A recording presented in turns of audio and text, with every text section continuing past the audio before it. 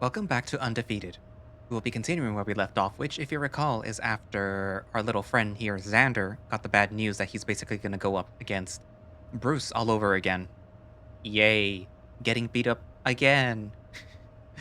um, so in the previous video, you guys got to see who Xander's going to be, be put with in class, who his coach is going to be, and that, no surprisingly, it's going to be Bucky. And Bucky does seem to have um how to put it. He he, he looks like he knows what he's doing. Like he didn't allow Xander to basically, go in full force after just having gone, you know, through therapy. He's still healing, even though he might feel okay. He's not okay yet, obviously. And during the class, he also was unfortunately humiliated by his roommate, Redline, who punched him in the stomach a little too hard and caused them to basically collapse. And in true Xander form, he decided that he wasn't going to take it all in strides and go like, haha, yeah, I didn't realize that he could punch so hard. And instead he was kind of bitchy. Um, and obviously Redline probably knows that he did something he wasn't supposed to. I mean, he even went to the shower to look for Xander. But he probably realized that he did something and he wanted to apologize for whatever it is that he did. He just didn't realize what he did wrong, which was basically humiliate your roommate that isn't quite ready to be fighting yet.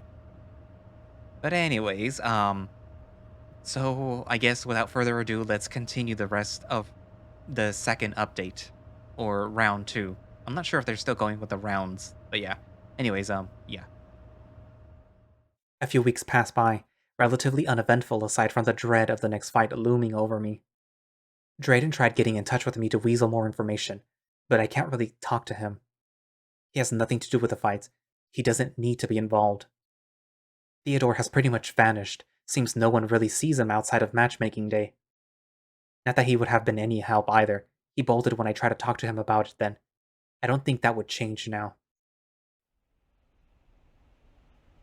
I roll onto my side. My mattress feels a lot less comfortable these days. The sheets are draped over my top half. I get really uncomfortable when my feet are too hot, which happens pretty frequently in this room. They shut off the air conditioning at night sometimes. I can't really tell why or how often, but I'll sometimes wake up in a pool of sweat. Redline seems to have it figured out, though, with his box fan blowing colder, stale air onto his body. He says that the sound of the fan helps him sleep. It's not too intrusive and it keeps the air moving, so I can't really complain. God, his position looks uncomfortable. His limbs are all contorted in wild positions. To each their own, I guess. I click my phone to life. Breakfast doesn't start for another half hour. I sigh. Might as well get out of bed. Waking up early has never been hard for me. Deer are light sleepers by nature, so everyone in my family would always wake up around sunrise. It helped for training too, once I started getting serious about it. After I moved out, though, waking up wasn't just natural, it was necessary. Those store shelves wouldn't stock themselves, especially for how early my work opened, even if it meant unloading hundreds of pounds of shit off of a truck at hours unseen by God. Oh well, although that is behind me now. Maybe not the early mornings, but that's fine. I like waking up before everyone else. I get to have my alone time, and the silence treats me well. Well, silence ignoring Redline's fan. I slip a tank top on, and with my phone slid down my lounge pants pocket, I step out of the bedroom. It's hard to believe that I've almost been here for a month already. 1 month since the elevator ride. 1 month since leaving it all behind. 1 month since Bruce. And now I get to do it again in a few days. My stomach hurts again. Maybe I should go somewhere to relax before breakfast opens up. It's been a while since I hit the immersion chamber. Maybe the beach will calm me down. The hall is as quiet as ever. I haven't been back here since Redline was showing me around. I pull out the door. Locked. Redline must have used the passcode on the panel next to the door. Need a hand? Bucky's voice echoes from down the hall behind me. I was hoping to get some alone time, but if I had to be interrupted, I'm glad it's him. Yeah, door's stuck. Bucky nods, tapping in something on the keypad. Yep, this place is pretty high tech. They wouldn't want random people coming in without a password. Give her a go. Sure enough, the door opens. It's still nighttime in here, but it'll probably be sunrise soon. The ocean is still, no waves crashing against the shore. The silence is almost eerie. You're up early. Yeah, I couldn't sleep. I hear you. Bucky leans on the railing overlooking the ocean. Nervous? About the fight? He stays quiet, like he's waiting for an answer. I move up next to him. How am I not supposed to be? He huffs out a short laugh. I still don't know how you got involved in that contract. It's got something to do with their system or whatever. I need to talk to the commissioner to get it fixed. What? You don't think you can take Bruce? I don't really know how to answer that without sounding like an ass. How is that even a question? Not really? Could you? Oh yeah. He didn't even take time to think about that. Really? He'd be lucky to have any pieces left to put back together again. He's bigger than you. He's undefeated in his weight class. And what does that matter? Do you think I'm going to get anywhere worrying about all that? He turns his head to face me. I don't give a shit that he's huge. That just means that he's slower than me. I know how to handle myself. Leave that to instinct and let the rest of my focus go on tearing him to pieces. His fingers jab at his forehead. The absolute worst thing that you can do, the absolute worst, is to let them get in your head. The finger moves to point towards my eyebrows. You're not gonna let them get in your head. You know exactly who you are, and you know exactly what you're going to do. And nothing can change that. And if the last few weeks of training have been any indication, you're probably going to leave him smeared across the cement. Alright? The finger on his head shifts to place his hand flat across my scalp. Staring up into his confident eyes, that genuine warm smile. It's hard to say no to that. He shakes my head gently. Alright? I chuckle and swipe at his hand. It drops to the railing. Alright, you're probably right. Not probably, I am right. Full confidence, Zander. Whenever you doubt yourself, you gotta make yourself be confident, even if it ain't real. Fake it till you make it, that sort of thing. And you keep that confidence before it becomes real. You understand? I don't. He continues. If you doubt yourself, you lose focus. You lose focus, you take a hit. It all snowballs until you end up eating the canvas. But if you stay on the track of positive thinking, it's gonna do wonders for your mental attitude. You start finding solutions you didn't see before. Won't automatically make you win, as you know, but it'll help you get closer. So, I'll ask you now. You're fighting Bruce. Are you gonna win? It takes a bit to respond. My stomach is still in knots. Yeah. Took a bit, but we got there. I'll ask again right before the fight. That got a bit of a chuckle out of me. And what happens if I lose? What did I just say? No, I know, but what if a miracle happens and he gets lucky and I lose? Then you lose. Then you get back up. And you try again next time. And you keep going until you break his big dumb snout in. Or I die trying. He goes quiet at that. Not like he's mad or confused, but like he doesn't know how to respond. Well, it won't come to that. Bruce is a brute, but he's not a killer. We're quiet for a moment. I break the silence. Do you genuinely think you could beat Bruce? Oh, absolutely. Not even with the fake confidence. I'd drop his ass in a second. I eye his belly pressed firmly against the wall of the railing. Redline did say it had been a while since people have seen him fight. I won't get out of it with a few scrapes, of course. But he's lucky he ain't fighting when I was around. I'm surprised you could take a punch from him. I feel like one punch would send me to the ground with a broken jaw. Bucky's eyes peer down at me. almost suspicious of my lack of confidence. That's why I'm not gonna let him hit me, obviously. There you go! And you're not wrong. Bruce is a bit of a powerhouse, eh? Yeah, I'm not normally scared of getting hit from people in my weight class, but that's not really an option for me right now.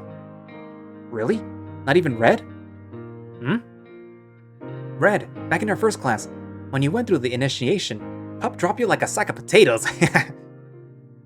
I haven't really thought about that. I don't think I actually apologized to Redline either. Bucky could probably see my mood drop. Did you want to talk about that?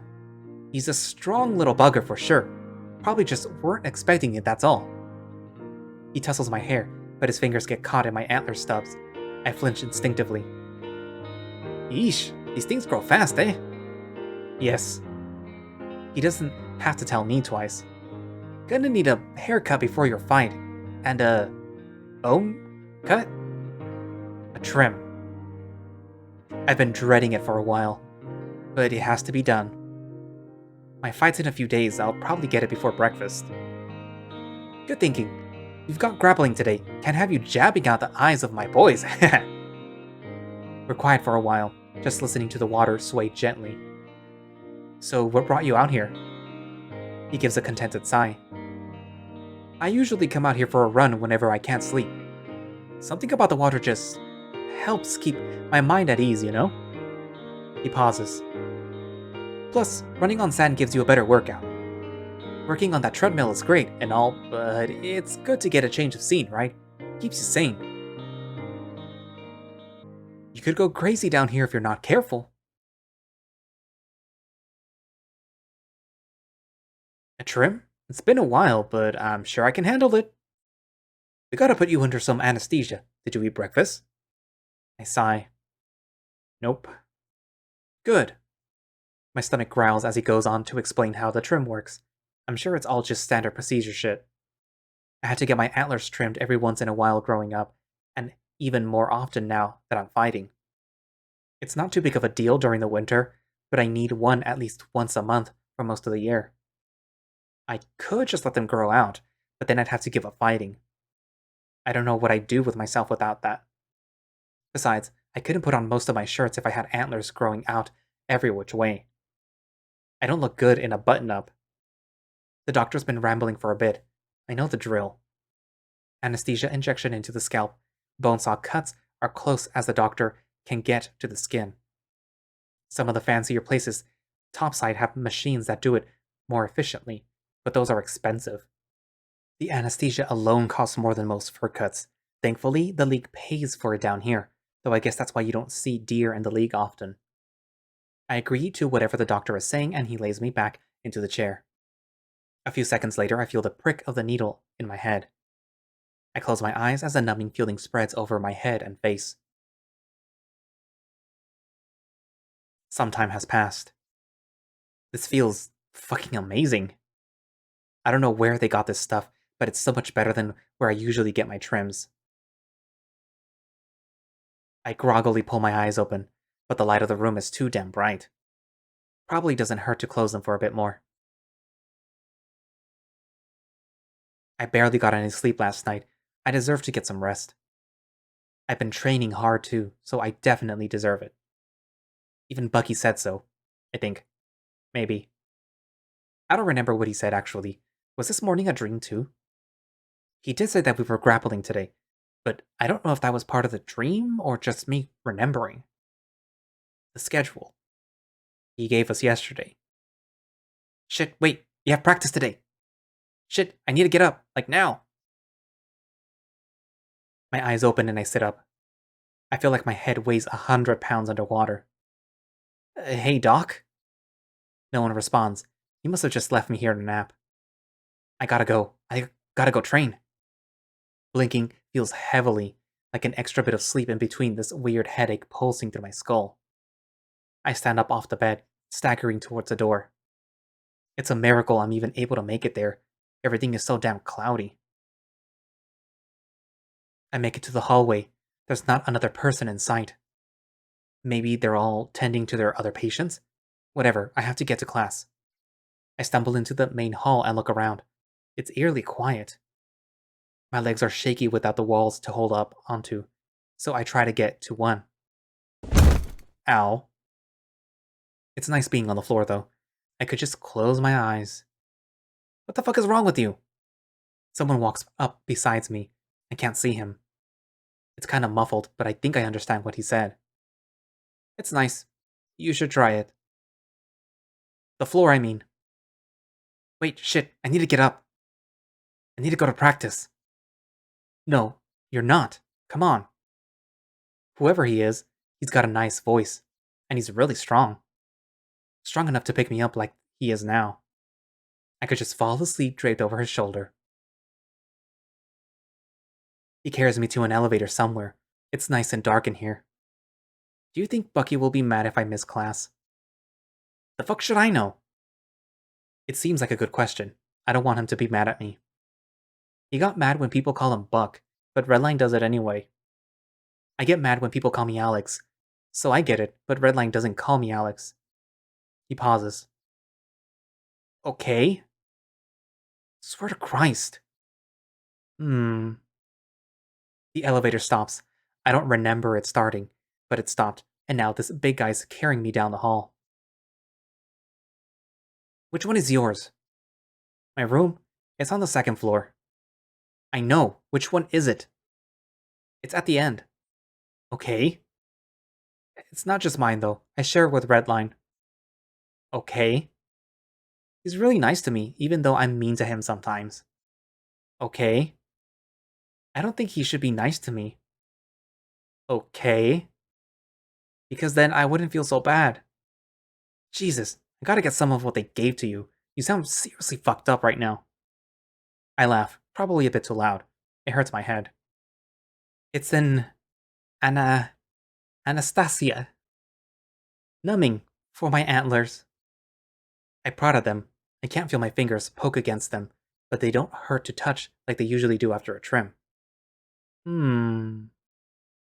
So I can get them cut, but it's different this time. Alright, we're here, I think. I've been nearing unconsciousness for so long that my body nearly crumbles when he sets me down.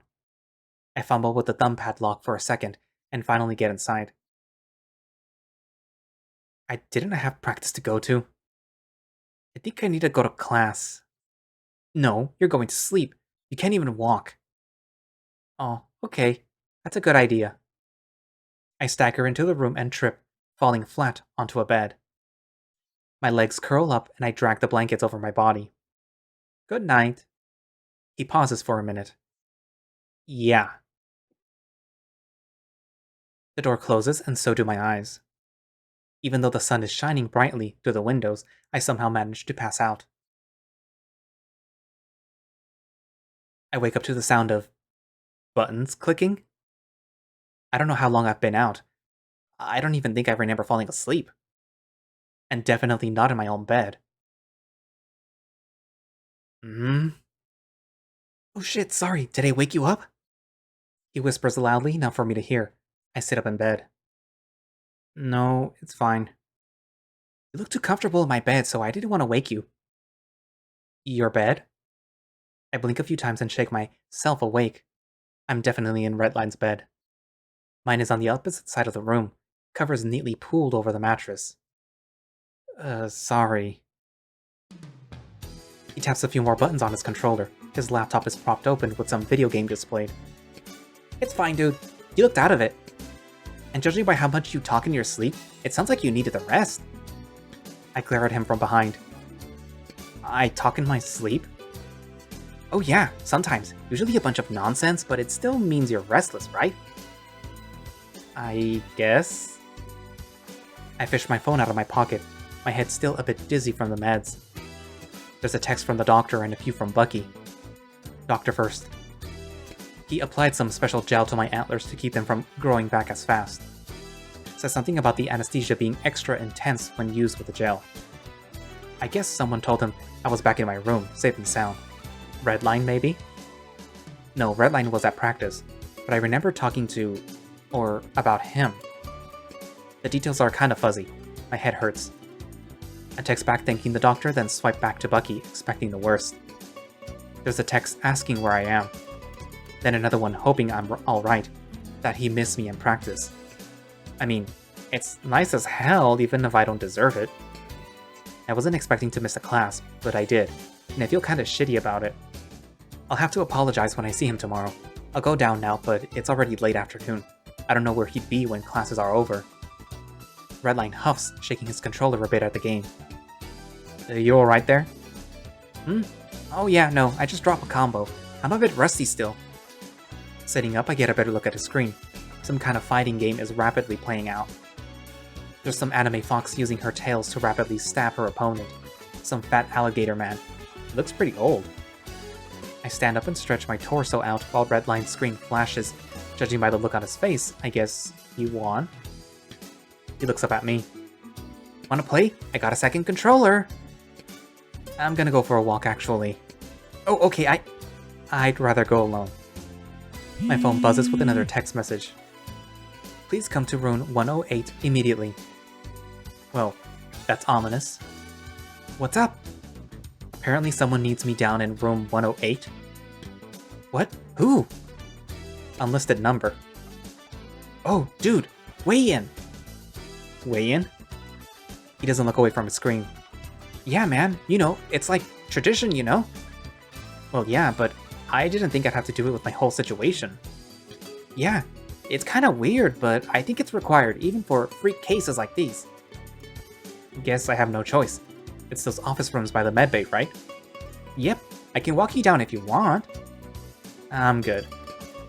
A quick sniff of my shirt and shoes to see if they reek from a nap, and I head out the door while Redline is still distracted by his game. This seems to be the place. There's a few people inside, so I go in. It's dark in here. There's a camera crew off to one side with a few people wandering around, setting something up. Against the back wall is a little stage, a few steps high, with all the lights and cameras pointed on it. Bruce is up there, dressed up in his fighting gear, tapping through his phone. Someone says something to him and he grunts something back. Theodore, who I guess has been here the whole time, hops up to me with a little bag under his arm.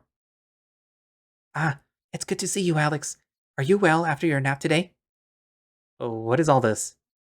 I'm not going to ask how he knows about my nap. Word probably travels quick down here. Theodore holds out the bag.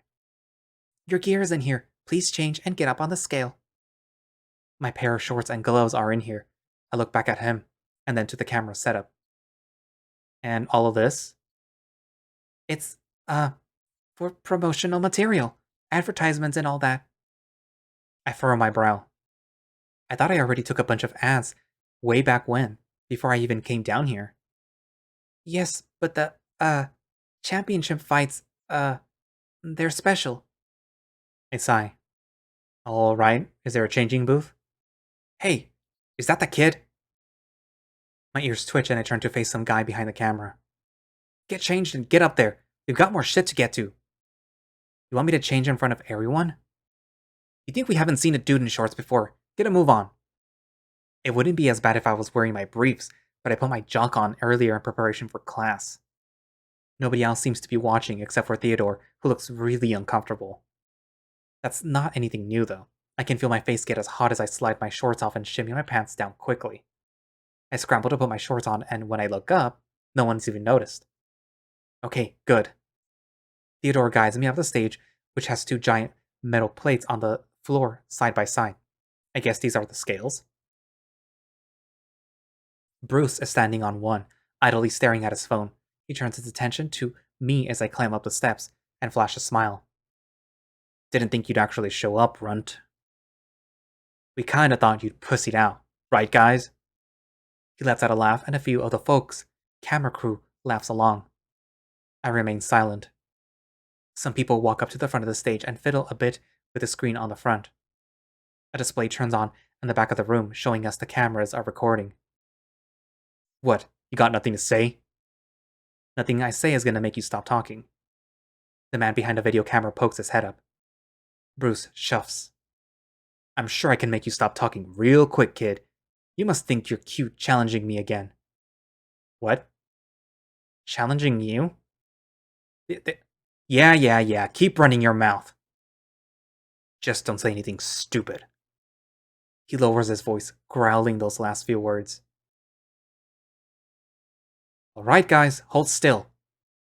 Bruce is standing with one hand on his hip, the other arm pumping a bicep, chest proudly puffing out for the cameras. I just sort of stand there, seething.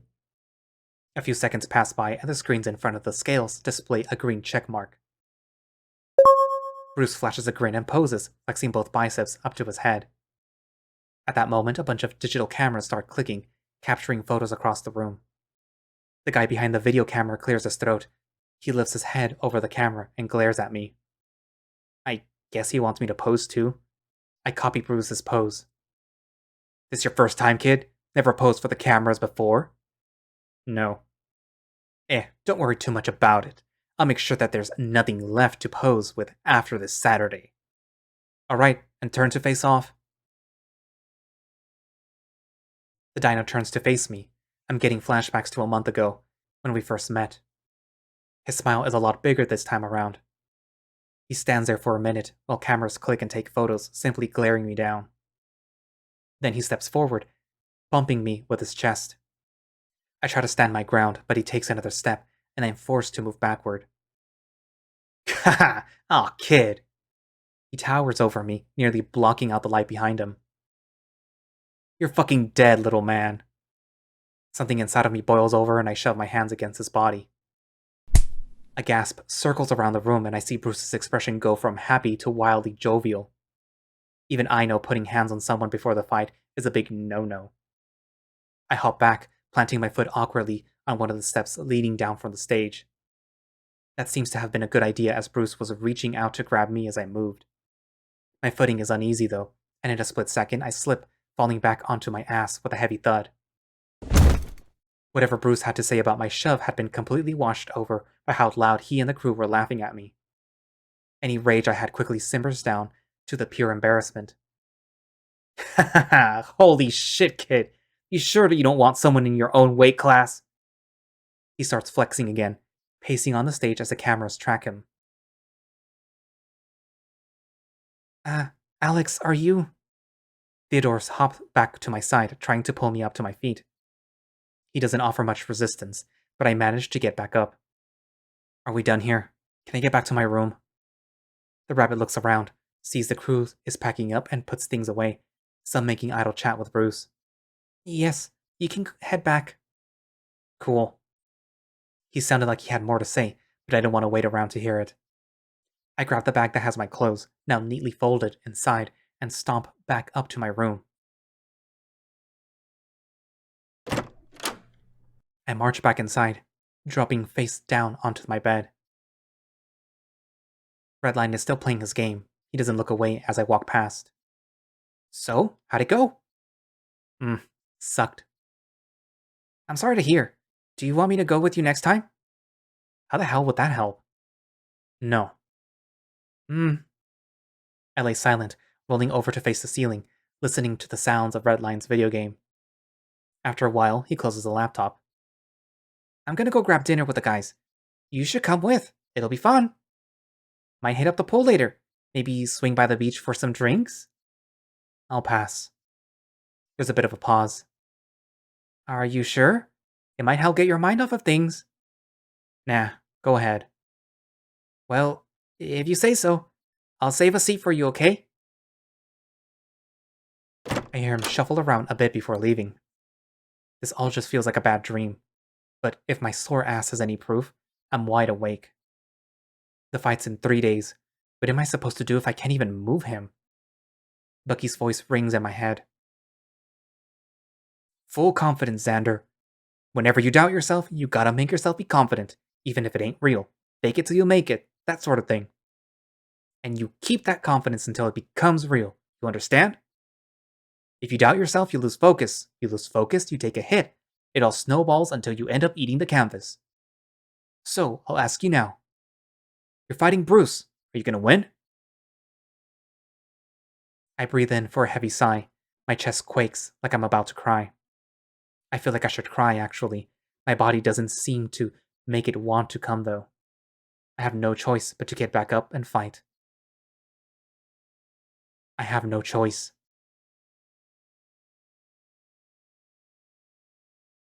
You all set? As I'll ever be. It's fight night. I can't say I'm exactly confident in what's about to happen, but there's no turning back now. In the hallway towards the innermost chamber, there's a few doors off to either side that branch off. Inside each is a sizable room with a few screens, loads of seating, and a staircase leading down. The staircase is reserved for fighters and some VIPs, pretty much anyone the fighter allows to follow them down to prepare for the fight. Take the staircase down through a few hallways leading to an elevator, and that takes you down to the main arena. It can be a bit of a maze, but it helps isolate the fighters. Everyone else stays behind to watch the fight on the TVs. The doors to the staircase stay locked until the fight is over. There actually is an alternate entrance through the medbay, but they'd rather be freed up for fighters that need it. Bucky and I went down there earlier to avoid the rush, and hopefully to help calm my nerves. It's not really helping, but I guess it's better than getting heckled by the rest of the guys. His hands are massaging my shoulders as we stand in front of the elevator, waiting for the attendant to take me down. You're gonna do great. He's practically whispering in my ear. I think he can tell how nervous I am. At least, my shaking arms are giving it away. You know the plan? Yes. We spent the last few days figuring out an effective strategy for handling Bruce. It worked in practice, at least on the guys available to us in my class, but still. There's no telling if it'll work on him. Hey. His hands cover mine, gripping it tight. He kneels down, staring into my eyes. You're shaking. Listen to me, Zander. Even if it doesn't work out, we'll find a way. He's speaking softly, tenderly, the low timbre resonating up through my arms into my chest. And if it gets too dangerous out there, tap out. I take a shaky breath. It's hard to look him in the eyes. We can't train you up to beat this if you let yourself get broken too badly, okay? Obviously, you won't get beat, right? He clasps my shoulder and smiles warmly. Bruce plays by the rules, but sometimes he gets a little careless. If it gets too scary, or if you feel like you're in serious danger, tap out. We'll recoup and find another way, alright? I never liked tapping out, not that I need it too often, but even still, it always just felt like quitting. With no referee down there to facilitate the fight, it's up to the fighters to determine when a fight is done. Bruce certainly isn't going to stop until I'm incapacitated, so I'm the only judge of how much I can take. But how much is enough? If I'm still conscious, does that mean that I should still keep fighting? What happens if he breaks a bone? Will I still be awake? Would that even stop Bruce? Bucky's warm expression has changed to a more concerned. Alright, you kinda start off into space there, Zander. I shake myself back into it and nod. Understood. I'll do my best. That's all anyone can ask of you. Bucky hugs me. He's warm and his body is soft. We stay like this for a moment. I don't feel as shaken anymore. The elevators ding, and the doors start to part. Bucky stands back up and steps behind me. You're gonna do great. I step onto the elevator next to the attendant. Knock him dead, Zander. Well, not... The door shut while he stammers to correct himself. It's clear now that my confidence wasn't fake enough to convince Bucky that I could do this either. But is tapping out really the only way to survive this without a concussion? Or worse? Submitting to my opponent really isn't my thing. Hasn't been for a while. Used to get told off for giving up too early. I don't want to disappoint Bucky like that. But he's the one suggesting it. God, this sucks. All the while the attendant has been listing off the rules for the fight. Same as it ever is. We get to the bottom and I deposit myself into the empty arena. The lights come up and... It's like deja vu at this point. I wait behind the line for Bruce to step out. I learned from watching other guys' fights these last few weeks that the commentators are doing some sort of preamble right now for broadcast viewers. It's all being live streamed in real time, so I just wait around until the show starts. Sure enough, the doors opposite me open and Bruce steps out and moves towards his line. He's got that same cocky grin as always. Well, well, back for round 2, little man. Well, maybe second half of round 1. You barely lasted long enough to call that last fight a full round. He glares, waiting for a reaction. I just stare back. Not too chatty today, huh? No fun little quips or scared explanations? Nothing? A short pause before he realizes that I'm not saying anything. Then he steps to the center of the ring, taking a boxer's stance. Alright then. Come on, Zander. He spoke under his breath, just loud enough for me to hear it. Your fans are waiting. To be continued. I mean, oh, thank you for reading the demo for Undefeated. The visual novel is a work in progress. Please follow Undefeated VN on Twitter for future updates. Alright then. So, obviously, Bruce is probably gonna, kick his ass again. But maybe, just maybe, it might not be this easy this time around. I mean, he's still gonna kick his ass, but still. Xander's at least gonna put up a fight.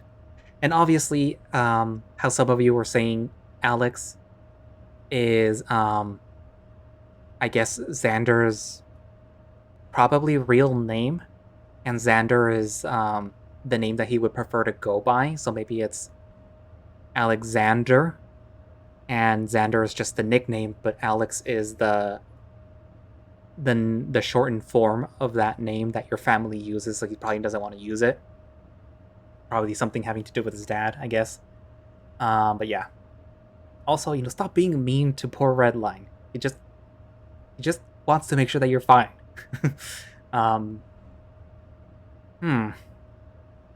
Actually, how long has this gone on? It's 146, so this might end up being 2 episodes or 1. It depends. It depends how editing goes. So yeah. This was a little bit less eventful, but it is showing sort of Xander's state of mind now, that he's basically settling into this. And it is nice that the coach is aware of what's going on. That Xander has basically been put in a position where he's against impossible odds, and he wants to do whatever he can in order to help this guy at least not die, succeed, possibly, but again, he knows Xander is against impossible odds, so perhaps he knows that right now he won't be able to win, maybe. And it's going to be a long road for him to be able to reach that point where he is able to somehow be at the level of Bruce. I mean, he knows that Bruce he's a powerhouse. He's basically a tank. And little Xander here is, like the level 1 fighter who's basically going to go up against a boss battle by himself without any real, equipment or anything to at least help. So my guess is that he's going to try to have to build up his confidence and then build up the body afterwards, because it's probably going to be every month that he fights Bruce. So little by little, he has to prepare him for that. Especially if he's going to be his permanent coach. And I'm pretty sure that whole little thing, like, oh, you would actually be able to beat Bruce, is more of a, like, yeah, sure, I mean, probably would be able to beat Bruce. But yeah. We'll have to see in the next, the next rounds. Or who knows, maybe he'll actually last 2 rounds. That's why it's called round 2. That would actually be interesting if, as the story progresses, Xander is able to last more rounds. And it starts to wear on Bruce because, the whole thing with boxing is if you can outlast your opponent, you usually win. I mean, sure, you can go up against a very strong opponent who can knock you out, but if you're able to dodge and outlast them and have them wear themselves out, then you usually have a better chance further down the line where you can overpower them or knock them out after they expended so much energy trying to get at you. But yeah. Anywho, so what are your thoughts? Do you think that this time around that our little Zander deer boy here will be able to last a little longer, or it'll just be another, you know, knockout again? Another merciless knockout. Write it down in the comments. And, well, I guess that's it. And thank you all for watching / listening. If you would like to play Undefeated yourself or stay up to date on what's going on with the story, then you can follow them over on Twitter. And there will be a link down for their official Twitter page down in the description. And I forget again if they had like a Patreon or a Coffee, but if they do, I will post that down in the description. And I guess that's it for now, and I will see you in the next video. Bye-bye.